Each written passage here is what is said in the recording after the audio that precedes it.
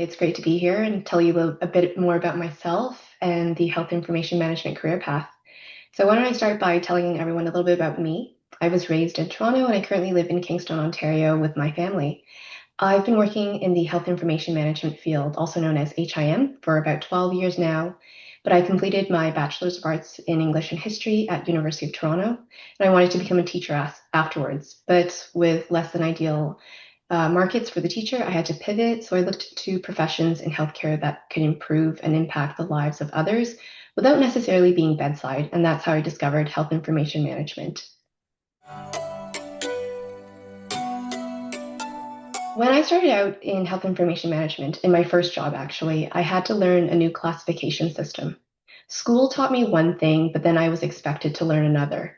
But the coding course that I took in school gave me a great foundation and the confidence to be able to learn it and succeed at this new classification, which is why I always tell my students to be willing to continuously learn and adapt.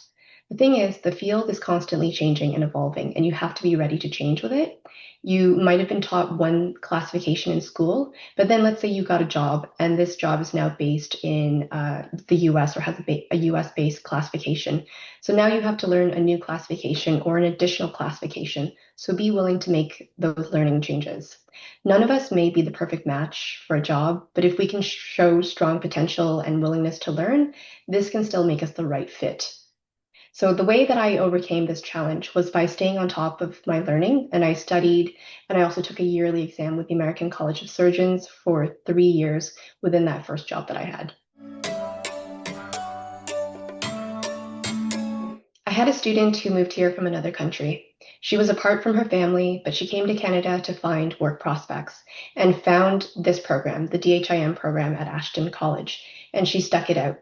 She graduated recently and she's certified as a Canadian health information management professional and got a job at Fraser Health, which is where she always wanted to work since she moved to Canada. Because she was able to secure work, this also gave her family the confidence to relocate everyone to be together again.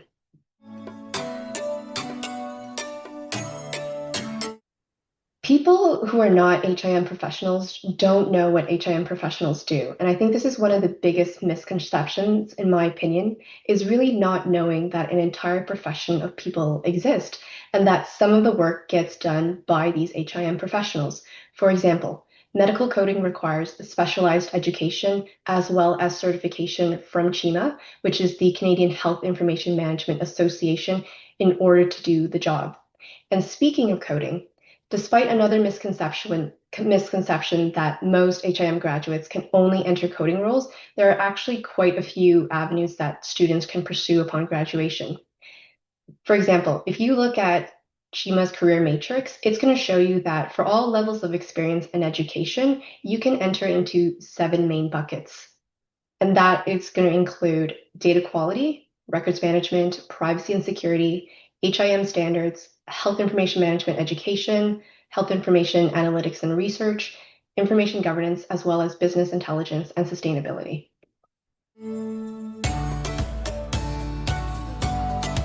Ashton College has a wonderful student success center to support their students through their academic and career journeys. And the services are going to include any sort of help that you'll need with practicum placements, with your resume and cover letter guidance, as well as interview preparation. Instructors are also a great resource since we've been doing the job for some time now. And so we're the ones you really want to ask those questions when it comes to what to expect in the field and what career paths might be available to you. Something I always tell my students is that I'm on their team. I'm here for them and I'm here to help them succeed as long as they are able to communicate their needs with me. And you just have to remember that instructors were also once in the position of a student. So we do understand and we can empathize when it comes to juggling life with school.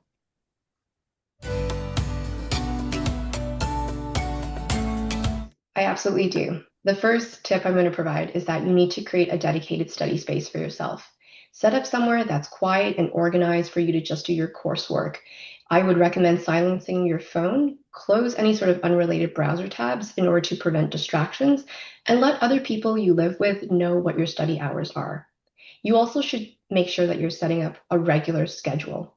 Treat online classes as if they were in-person classes. This means block off time to study, attend those virtual lectures, as well as stick to the deadlines that you're going to find in your syllabus. You should also make sure you're staying organized, and you can do this by either using a digital or a traditional paper-based calendar, a to-do list, or any sort of apps that might help you track your assignments, your deadlines, and your meetings with your classmates. Another tip that I have is to participate. Join in on discussions, ask questions when you have them, and engage with your classmates and your instructors in order to enhance your understanding and your learning of the material. Be sure to also communicate and reach out to your instructors if you have any sort of questions or if you need help. And then finally, the most important thing is to take care of yourself because it's really easy to sit there in front of your computer all day, but just remember to take breaks, get up and move your body, as well as maintain healthy habits.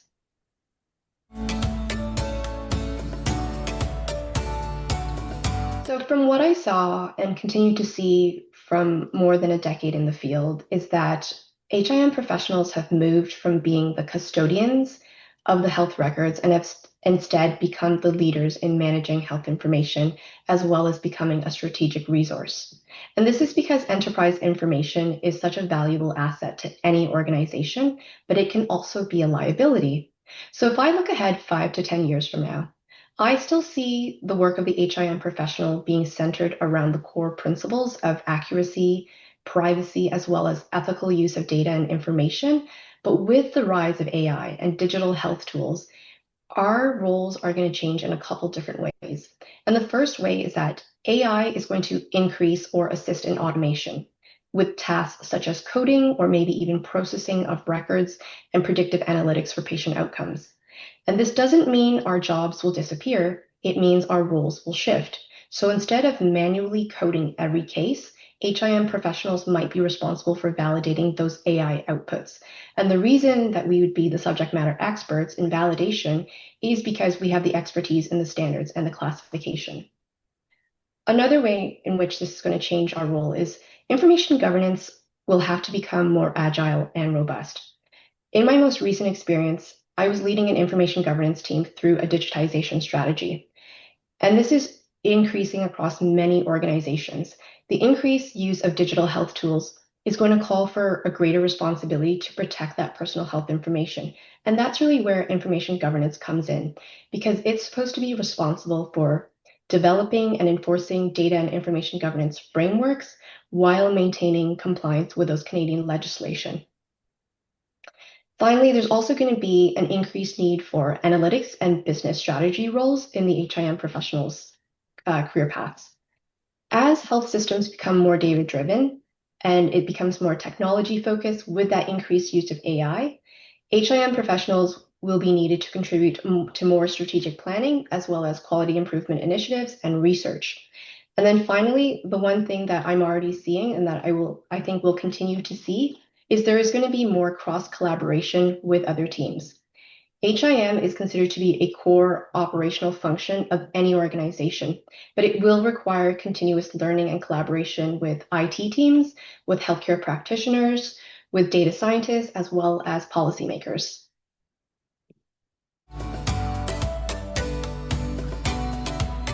I have 4 main skills and qualities that I want to go over. The first one is that it's so important to be willing to continuously learn and adapt. The field is constantly changing and evolving, and you have to be ready to change with it. I've hired analysts for roles where they were not a perfect match for the job, but they showed strong potential and willingness to learn, and this is what got them the job. The other skill is to be attentive to detail. It's really the attention to details in this career that will drive the decisions. For example, if we provide accurate information, then we drive accurate innovation and change. But you have to pay attention and not miss out on those details, or this can lead to patient harm in a worst case scenario. It's also important to become familiar with technology or become more familiar.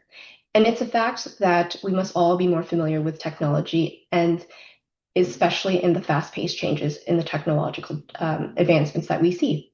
The better you are at it, the greater your opportunities to grow within or even outside of your role. The climate of health information has been changing for some time now, and technology is at the forefront of that change. The final quality is I recommend students to get as much experience as they can in the healthcare field. So whether this is through volunteering once a week or through your practicum, or if you already work in the healthcare industry, most employers will prefer candidates with some level of experience.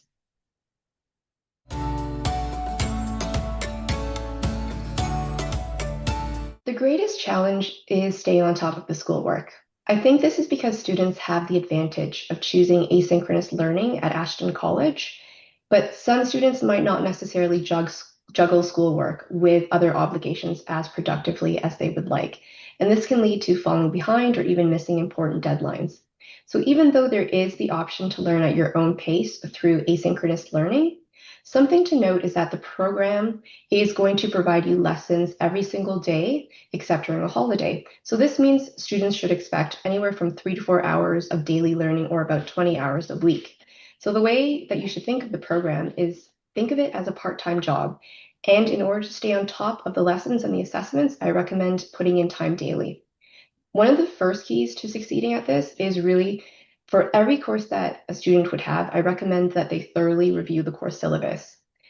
This is something that the instructor is going to walk them through on the first day of class, but students really should take note of the assessment deadlines, whether these are the activities, the quizzes, the assignments, or even the final exam, and then build this into their schedule. If there are any sort of date conflicts, I recommend students reach out to their instructors sooner rather than later. And just remember that the instructors are on your side, but you have to be able to communicate this with them. So you can also stay on track by setting up weekly and daily learning goals and watching the lessons, since they're going to help steer you towards the learnings for that week, and also ask a lot of specific questions if you're not sure about something.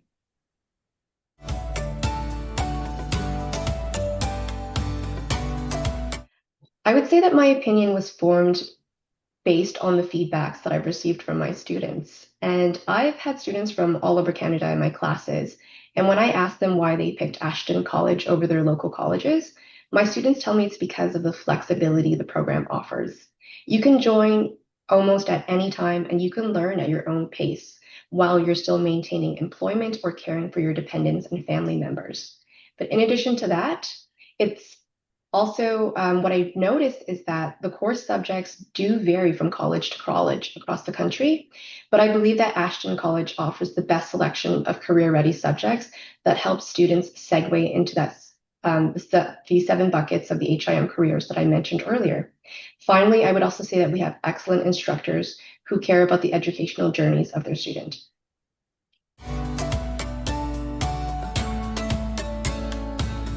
If you're interested in healthcare or health information management, for starters, see if the schools you're interested in have an information session where you can ask questions and learn more about the program. In addition, I would advise you to speak to other people you know who did an HIM program. Ask them what a day in the life looks like for them.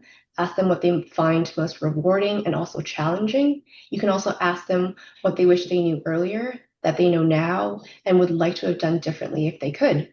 Then I would recommend that you look at the program website and see what courses are being taught as part of the program of the school you're interested in and see whether or not that speaks to you. Then I would also look at the CHIMA career matrix to see if the typical career paths are of interest and then compare it to the market to determine if the jobs are increasing or evolving.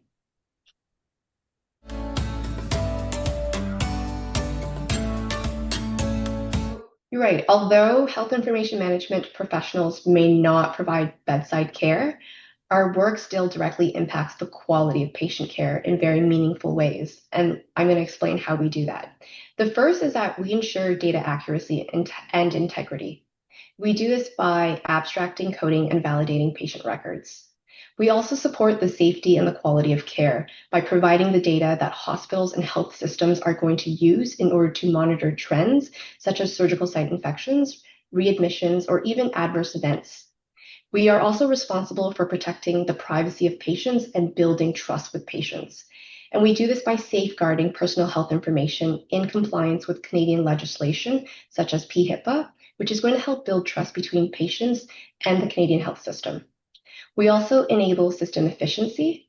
We do this with our work in digital health records, with release of information, as well as information governance.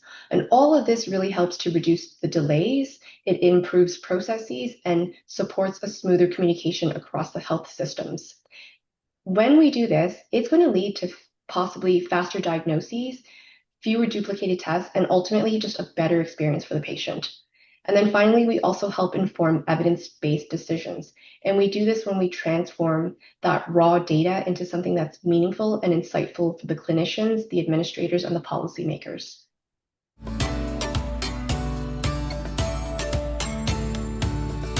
Yes, I would say if you're considering a career in health information management, you won't regret it. The field is only growing and evolving, and now more than ever, there's a greater need and recognition for health information management professionals. If you're interested in healthcare, but you aren't necessarily keen on being bedside, but you still want to make lasting changes, I believe this is the right career path for you.